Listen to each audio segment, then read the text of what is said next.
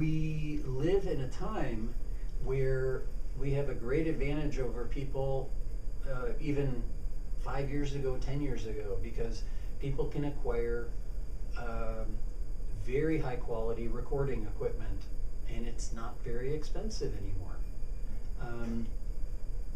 I have been trying to push music departments to buy a little bit higher end gear for the music department. They'll have a portable recorder, they'll have a really high quality microphone and a good tripod. And this is something that all of their students, just like a library book, they could check it out and take it with them wherever they've got their room that they're recording all of their instruments in. But if you don't have a music department that's providing that sort of service, consider early on in the process getting as good personal tape, they're not tape recorders, they're digital recorders, as you can afford. The Zooms and things like that, you know, Yamaha, Sony, there are lots of good recorders out there. Most of the time, the most significant issue that's making the recordings not nearly as good as they could be isn't the recorder, it's the microphones that are provided. So consider seriously, consider seriously getting a decent quality microphone and mounting the microphone so that you can hear the instrument quite well. I would recommend, if you have a stereo recording arrangement, that you have one microphone that's fairly close and the other microphone at the back of the room. And then you can listen in the left ear, and with your balance you can listen to violin A, you can listen up close and compare all your violins up close, and then you can hear the same instrument, the same pieces played farther away. This is something I haven't talked about, but you want to have the room the same, you want to have the same bow, you want to play the same pieces if you're going to be comparing instruments. So find a piece that is going to cover the whole range.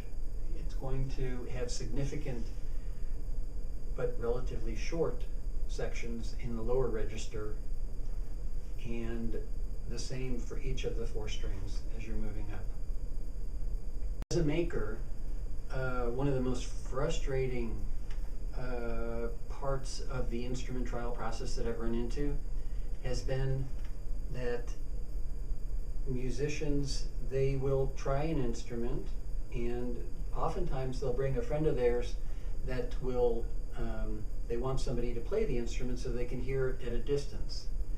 Instruments sound quite different under the ear as opposed to farther away. It brings into play a lot of problems. If you can do this with you need a pretty high quality recording arrangement, but that would be your best scenario. Otherwise, what you run into is person A is going to try violin X and Y, and because of the way they're holding their bow, because of the way they like to play, they might sound great on violin X. And then they get their friend who they've chosen as someone who plays in a way that's fairly similar to the way that they play, but it doesn't work that way. And I've often run into situations where I'm in the back of the hall listening, and person A plays violin X, it sounds great, not so good on violin Y. Person B goes up, meanwhile person A is coming to the back to listen, and person B, it sounds great on violin Y. And it's either extremely confusing for the first person A, because up front, you know, the one violin sounded so great, and you get into the back of the hall and they don't know if it's something to do with the way the instrument's carrying or what their perception of the sound under the ear, but it sounds really different.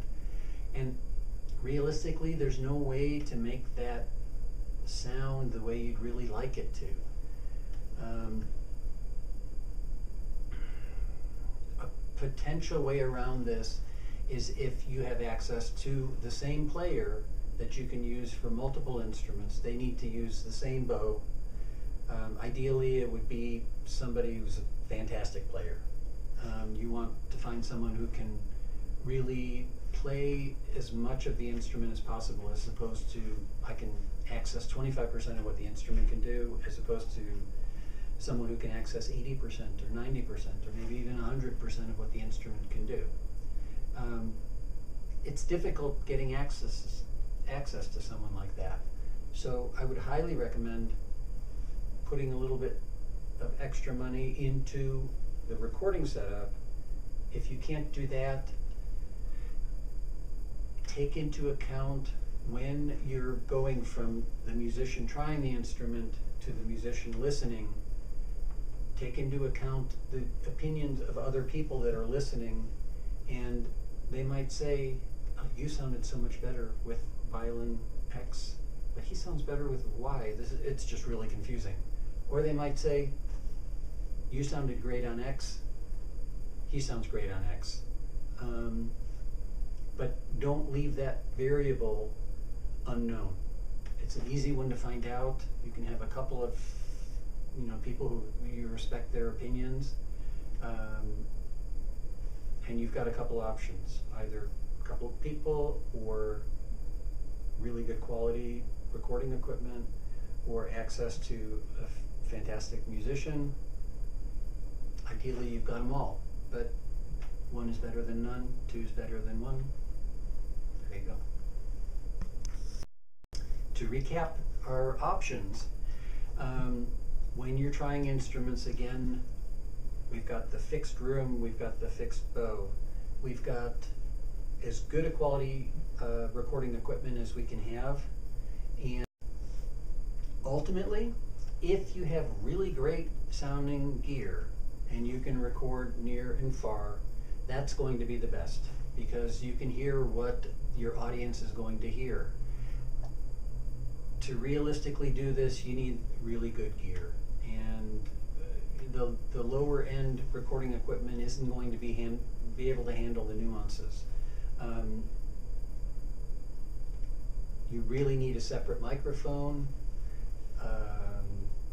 You can talk to somebody that knows a lot about recording and get details. I don't know that this is the appropriate place to go into those details, but if you can have great gear near and far, if you can have you listening in the audience with several people that you respect their opinion, hearing somebody who is a fantastic musician trying the instrument,